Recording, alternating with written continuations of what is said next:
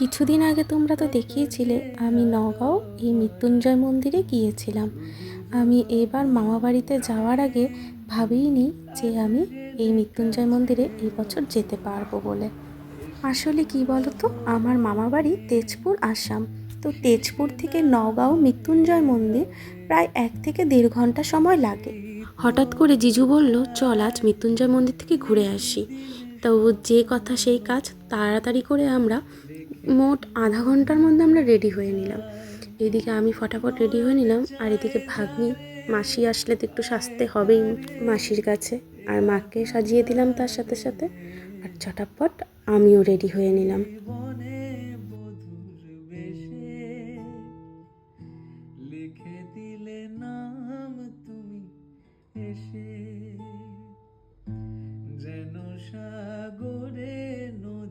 এই তো আমরা এদিকে রেডি হয়ে সবাই বাইরে দাঁড়িয়ে ওয়েট করছিলাম দিদির জন্য।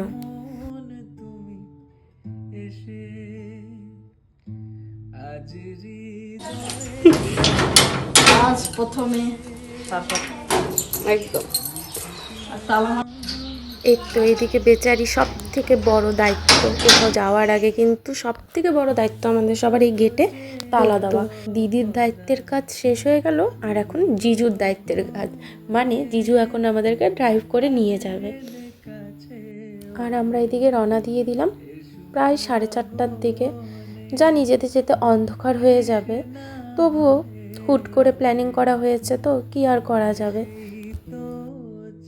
যাওয়ার পথে এই 10 কিলোমিটার লম্বা ব্রহ্মপুত্র নদীর উপর অবস্থিত এই ব্রিজটি পড়েছিল। এই ফার্স্ট টাইম আমি এত বড় একটা ব্রিজ পার করলাম, যদিও বেশ লাগছিল। এই তো দেখো আমরা পৌঁছেও গেলাম, বলেছিলাম না অন্ধকার হয়ে যাবে পৌঁছাতে পৌঁছাতে।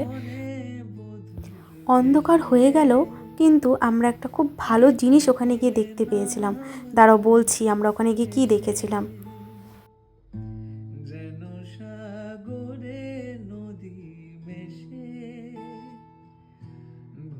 এখানে না অনেক ছোট ছোট কচ্ছপও ছিল, যদিও ক্যামেরাতে ভালো করে বোঝা যাচ্ছিল না।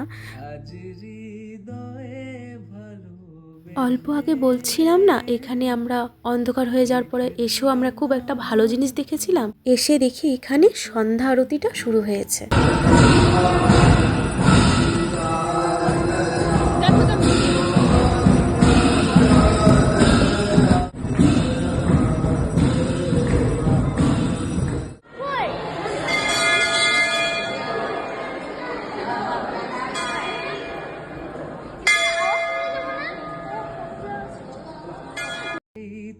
সেখানে অনেকক্ষণ বসে সন্ধ্যা আরতি দেখে এখন আমরা বাইরের দিকে চলে এলাম।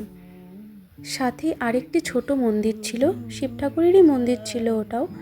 ওখানে না প্রসাদ দিচ্ছিল, তাই সবাই যাচ্ছিল প্রসাদ খেতে। ঠাকুরের স্থানে আসলে কার না ভালো লাগে বলো। এখানে অনেকক্ষণ আমরা থাকলাম, কিন্তু কি আর করা যাবে, বাড়িতেও ফিরতে হবে, অনেকটা দূর রাস্তা আবার যেতে হবে। তাই মন্দিরের চারপাশটা দেখতে দেখতে বাড়ির পথে রওনা দিলাম। আসবার সময় আবার সেই বৃষ্টি পড়েছিল, বেশ লাগছিল তখন, কারণ তখন চারদিকে আলো জ্বলছিল। যাই হোক, কেমন লাগলো এই মৃত্যুঞ্জয় মন্দির সবাই কিন্তু জানাবে। Tata, by.